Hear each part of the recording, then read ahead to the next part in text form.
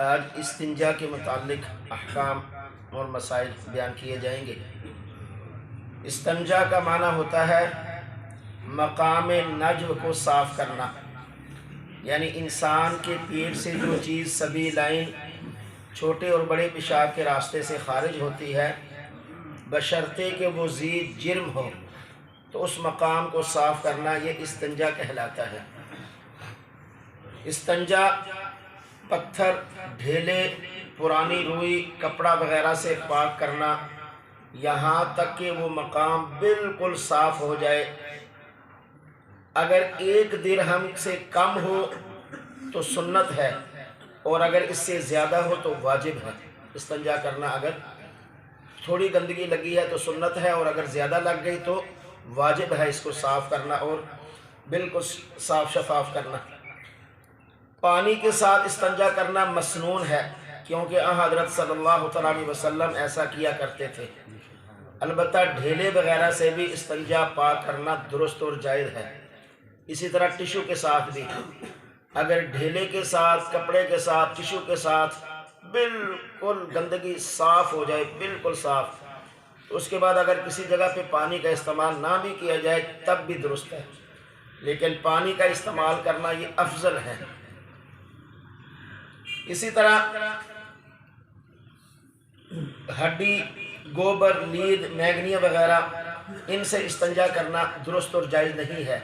ایک موقع پر حضور صلی اللہ علیہ وسلم جب قضاء حاجت کر رہے تھے تو حضرت عبداللہ ابن مسعود رضی اللہ تعالی عنہ نے ڈھیلوں کے ساتھ یہ گوبر وغیرہ بھی ساتھ پکڑایا، تو آپ علیہ السلام نے فرمایا کہ یہ ناپاک چیز ہے اور ناپاک چیز سے استنجا نہیں ہوتا۔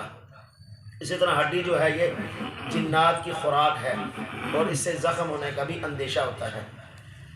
اسی طریقے کے ساتھ کھانے کی چیز سے اور جانوروں کے چارے سے استنجا کرنا درست نہیں ہے، اس لیے کہ آقا علیہ السلام نے فرمایا کہ روٹی کی عزت کرو۔ اسی طرح کاغذ کے ساتھ چاہے وہ بالکل سفید ہو، استنجا کرنا جائز اور درست نہیں ہے، اور لکھا ہو پھر تو بہت برا ہے۔ ہاں، ٹیشو پیپر کا استعمال درست اور جائز ہے، وہ بنائی صفائی کے لیے ہے۔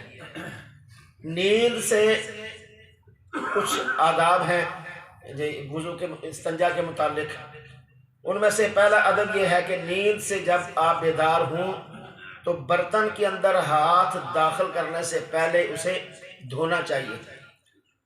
برتن کے اندر جیسے ٹپ وغیرہ، بالٹی وغیرہ بعض جگہوں پہ ہوتی ہیں، تو ان میں ہاتھ ڈالنے سے پہلے اپنے ہاتھوں کو دھونا چاہیے، ورنہ وہ ناپاک ہو جائے گی۔ اس لیے کہ آقا کریم صلی اللہ علیہ وسلم کا یہ فرمان ہے کہ جو شخص تم میں سے صبح بیدار ہو وہ پہلے اپنے ہاتھ دھوئے، اس لیے کہ پتہ نہیں اس کے ہاتھوں نے رات کہاں گزاری ہے۔ اسی طرح صحرا یا جنگل میں یا کہیں آپ گراؤنڈ میں کھلی بیابان جگہ پہ آپ جا رہے ہیں تو دور جانا چاہیے لوگوں کی نظروں سے۔ کرکٹ وغیرہ بچے کھیلنے جاتے ہیں یا ویسے کوئی لوگ کہیں گئے تو لوگوں کی نظروں سے دور جا کر اولے جن کے اندر ایک سائیڈ پہ ہو کے پیشاب کرنا چاہیے۔ آقا کریم صلی اللہ علیہ وسلم ایسا ہی کیا کرتے تھے۔ اسی طرح پیشاب کرتے وقت نرم جگہ کا استعمال کرنا، جو جگہ ورنہ چھینٹے واپس اوپر پڑیں گے، یہ بھی سنت عمل ہے۔ بیت الخلاء میں داخل ہوتے وقت انگوٹھی یا لاکٹ، کوئی بھی ایسی چیز جو سامنے ہو اور جس پر اللہ کا نام یا آقا کریم صلی اللہ علیہ وسلم کا نام یا کوئی بھی اچھا نام یا قرآن کا کوئی لفظ لکھا ہو تو اس کو اتار کر جانا چاہیے۔ لیکن جو موبائل ہے ہمارے پاس، موبائل کے اندر جو قرآن کریم یا دیگر جو ایپ اسلامی وغیرہ ہوتی ہیں، ان کو اس موبائل کو ساتھ لے جانے میں کوئی حرج نہیں ہے، کیونکہ اس کا جسم نہیں ہوتا، وہ جسم کے بغیر ایک ایپ ہوتی ہے، اس کے اندر جو بھی سسٹم ہے وہ لمبی بات کی بات ہے، وہ جسم نہیں ہوتا اس کا، تو لہذا وہ موبائل لے جانا درست ہے، اس میں کوئی حرج نہیں۔ کوئی بھی شخص کہیں بھی بول و براز کے لیے بیٹھے، پیشاب کے لیے بیٹھے، بیت الخلاء میں ہو، کسی کھیت میں ہو، گراؤنڈ میں ہو، کہیں بھی ہو، اسے چاہیے کہ وہ دعا ضرور پڑھے۔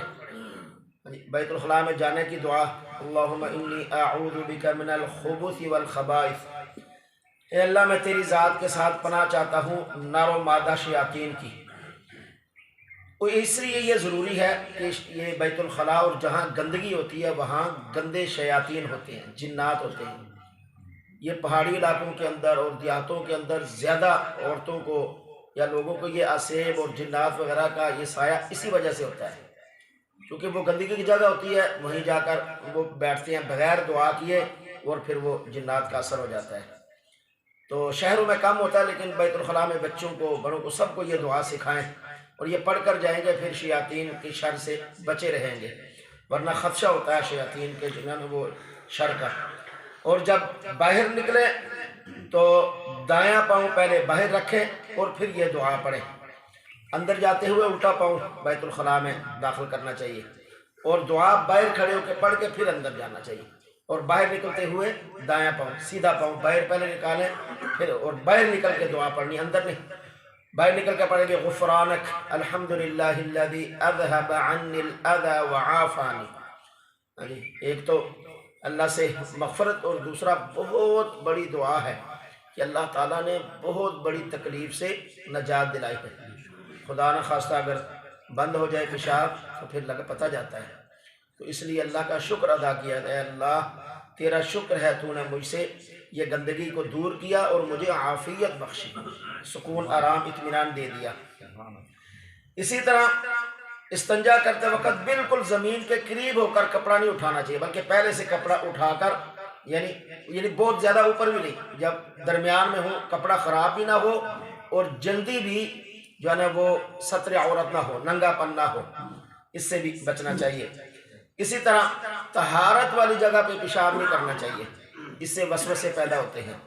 یعنی ہمارے بیت الخلاء میں تو جگہ آلریڈی بنی ہوتی ہے، لیکن جو نہانے کی جگہ ہوتی ہے وہاں آدمی نہانے لگا تو پیشاب آ گیا تو ادھر نہیں کرنا چاہیے، وہ صاف بالکل جگہ ہوتی ہے نیٹ اینڈ کلین، تو وہاں پھر وسوسے پیدا ہوتے ہیں، یہ جو بیماری وساوس کی اس لیے پیدا ہوتی ہے۔ اسی طرح کسی سوراخ کے اندر پیشاب نہیں کرنا چاہیے، بل یا سوراخ کے اندر بیٹھ جائے، یہ بہت خطرناک ہوتا ہے۔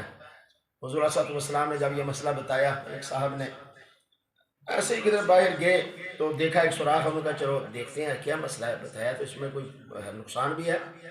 انہوں نے بل کے اندر وہ پیشاب کیا تو بچھو تھا نکلا اور اس نے ڈنگ مارا پاؤں کے اوپر، تو وہ گئے حکیم کے پاس، اس نے کہا جی یہ تو پاؤں کاٹنا پڑے گا، وہ نہیں، واپس آ گئے، پھر تھوڑا سا اور اوپر نا جی یہ گھٹنے تک آ گیا، تو پھر دیکھا یہ تو بڑی پریشانی بن گئی، اب یہاں تک کٹنا پڑے گا۔ تو آقا کریم صلی اللہ علیہ وسلم کے پاس تشریف لے گئے اور بتایا کہ میں نے یہ غلطی کی ہے۔